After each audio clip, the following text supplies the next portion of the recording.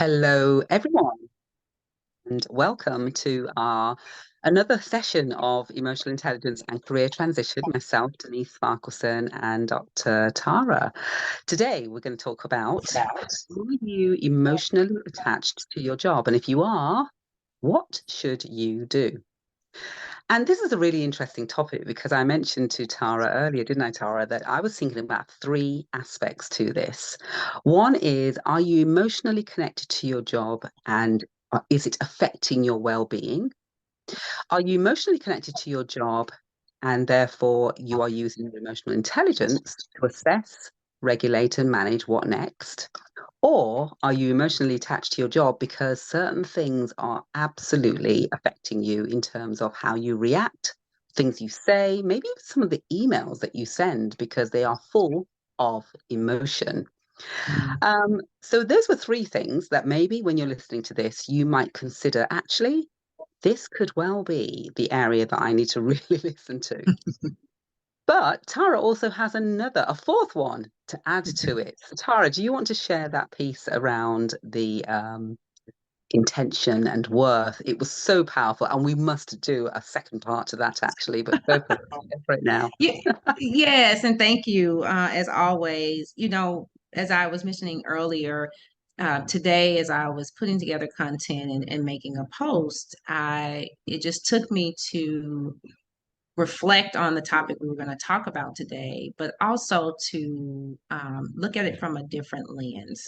And that lens was not so much asking the question of whether you're emotionally attached to your job, but asking why you're emotionally attached to your job and thinking of it from moving from the question of are you to why you are, led me to really think about is it an identity issue, like are we saying or feeling or moving as if we're attached to our work because that's what we identify to.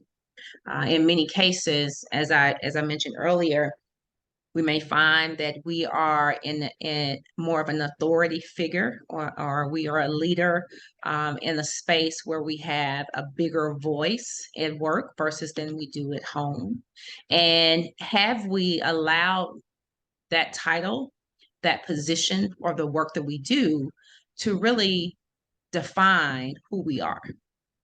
And it's happening many times in the background. We may feel it at times when we make that transition from work to home, but it's really probably suppressed in our mind, or it's in the back seat. We don't turn around to look at it. We don't try to address it, from an internal perspective. When you think about self-awareness, am I really aware of who I am and the work that I do, but also am I allowing that work or that company to define who I am, which transitions into how I really embrace the value and the worth that I bring to the job and the organization. And is that value and worth truly on the dollar amount that they're paying me? Or do I truly know, or do I truly own my own value and know my own worth outside of what they are paying me to do? And so I think that that's such a different perspective than simply asking, are you attached? Are you emotionally attached to your job? Versus when you think about a fork in the road, why are you emotionally attached to your job? And is it because of my title? Is it because of the work that I do? Is it because that's where I identify the most? Is it an identity issue? Is it because I measure my worth on the salary I'm being paid? And inclusive of that is the value that I bring to the table. So that's a different spin, I think, but it's also a different perspective that I think we don't talk about, but we need to. And the value that I bring, if you're asking yourself that question, what value do I bring to the table when I'm at work or in my business is actually something that is really important. It's a really deep topic, Tara. Um, because the thing is, it makes you then start to look at what when I consider what I do as an emotional intelligence coach, I consider self-confidence in Mm-hmm. three ways. I think of self-confidence in terms of your competence. I think of self-confidence in terms of your self-assurance. You've done it before, but sometimes you forget. Mm-hmm. And when you don't get to do it again, have you therefore continued to forget that you'd always delivered before? And that impacts your worth. And the other aspect of self-confidence that I consider sometimes is the self-worth. Who am I really? Do I love who I am? And does it go beyond my qualifications? Does it go beyond the university that I went to? Does it go beyond the type of company that I worked for?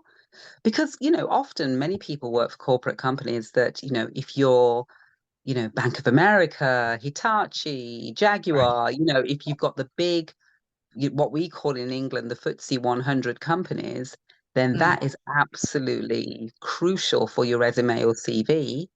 But actually, there are some powerful companies as well where you've done some amazing things, but you may be feeling right now, I need to transition. But how can I transition to a bigger company or a bigger department or a bigger function when you are potentially belittling, devaluing, and removing that self-worth of the input that you have already done, not just in that current role, but maybe in roles before. And often we just forget as humans, don't we? Um, and that's why I don't know whether you do that in America, Tara, but we often say to people, actually, have a CV that's 10, 12, 13 pages long. Reason being, you Oh want my. to then pick from that Mhm. 13-page CV resume and turn it into your two-page CV Mm, or resume. okay. But don't ever forget the 12 or 13 pages of stuff that you've done, that you've delivered, the roles that you've had, the Mm, impact you've made, the change that has taken place. Because often, yeah, the value of you gets mhm. forgotten for sure. So, if Yes. somebody's listening to this, Tara, and wants to just two or three things that they could do pretty much immediately to start addressing this emotional attachment to their job, what would you say as two or three things? Before I say that, I think that Uh, I was listening to you about the CV. I think that is a great reminder because so often, even when I was applying for roles, I, the resume has changed so many times that so many things have gotten moved off of them, dropped off, and mm, we have this idea of this. If it's more than in 8 to 10 years, it doesn't need to be on there. But being able to take a look at that yourself and to remind as a reminder of all the good work that you've done or projects that you've been a part of that's really important. So that's definitely a takeaway for myself, mhm, to go back and look at that because you're right, you tend to forget the type of work, the culture, or really just the things that you really led or leaned into in roles that are long gone now. So thank you for mhm. sharing that. You're And welcome. back to your question of just kind of what can you do about it. I think there's several things, but it starts with yourself. And I say self because really understanding the difference between passion and purpose. The passion is how you feel about the things that you do, but the purpose is why you're doing it. And so you need to, I would suggest starting with understanding why you're doing the work that you're doing, which really leads you to making a determination on if you are truly attached emotionally to that job. And as you do that, do training yourself to think differently about it, why you identify the way that you do at work versus the way that you do at home. Many times we open up with, I'm an accountant for, this X corporation versus my name is, because this is who I am versus what I do. And being aware of that and really how you show up to do that is really important. And then the other piece of that is really just being able to, when you sit down to do a self-assessment and thinking about being able to separate the work that you do from who you truly are, of the why, is to then to just really make a list of, you know, are you focusing on success? Are you focusing on the work that you do? Are Is it an individual thing? Is it a team thing? Why are you in the midst of the work that you're doing, and why are you doing it for the organization that you do it for? And I believe that when you start to make that self-assessment, being more self-aware, that it starts to change your perspective on whether or not you are truly emotionally attached to your job. Mm. Definitely, definitely. And so, what I would also do to add to that, Tara, and those are some great tips, actually. So, anybody who's listening to that, please do get pen and paper and start dealing with that straight away.